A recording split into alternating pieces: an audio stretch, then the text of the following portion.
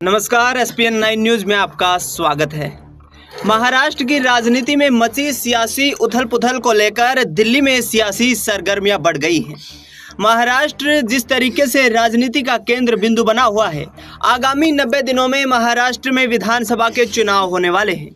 इन विधानसभा चुनाव में भारतीय जनता पार्टी एक तरफ महायुति गठबंधन के साथ मिलकर चुनाव लड़ने की तमाम रणनीतियां तैयार कर रही है, तो दूसरी तरफ एकनाथ शिंदे और अजीत पवार गुट केंद्रीय कैबिनेट मंत्रालय न मिलने से काफी नाखुश नजर आ रहे हैं।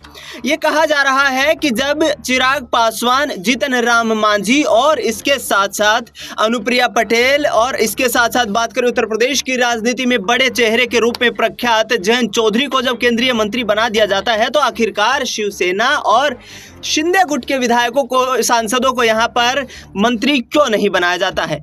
बड़ा सवाल ये खड़ा हो गया है कि क्या आगामी वक्त में 90 दिनों के बाद महाराष्ट्र में विधानसभा चुनाव का जो बिगुल बजने वाला है, उस बिगुल को देखते हुए क्या भारतीय जनता पार्टी अब कहीं ना कहीं एकनाथ शिंदे और अजीत पवार गुट को बड़ी जिम्मेदारियां देती हुई नजर आएगी।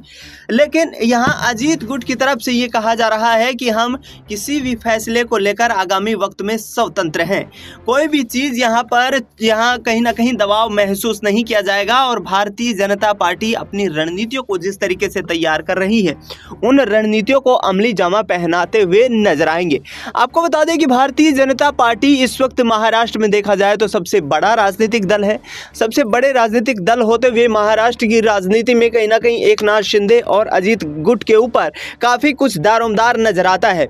लेकिन अब देखना ये होगा कि बीजेपी से नाराज, नाखुश दिखाई दे रहे यहाँ पर एकनाथ शिंदे और अजीत पवार गुट के लिए क्या आगामी वक्त में यहाँ पर अपने पुराने दलों का रास्ता तय करने की कोई तैयारियां चल रही हैं? क्या उद्धव ठाकरे और शरद पवार के साथ मिलकर एक बार फिर से अजीत पवार और इसके साथ साथ एकनाथ शिंदे अपनी राजनीति तय करते हुए नजर आएंगे? क्योंकि जिस तरीके से कांग्रेस पार्टी ने महाराष्ट्र में लोकसभा चुनाव के दौरान सबसे बड़ी जीत दर्ज की है, उसके साथ साथ कांग्रेस पार्टी ने यह भी संकेत दे दिए हैं कि आने वाले वक्त में भारतीय जनता पार्टी को सबक सिखाने के लिए महाविकास आघाड़ी गठबंधन महाराष्ट्र में अपनी पकड़ मजबूत बना रहा है। देखना यह होगा कि महाराष्ट्र की राजनीति किस तरीके से करवट बदलती नजर आती है और क्या वाकई में शिंदे और अजीत गुट यहां से कोई बड़ी बगावत करते नजर आते हैं। फिलहाल इस खबर में इतना ही। देश दुनिया की तमाम बड़ी खबरों के लिए आप देखते रहिए SPN 9 न्यूज।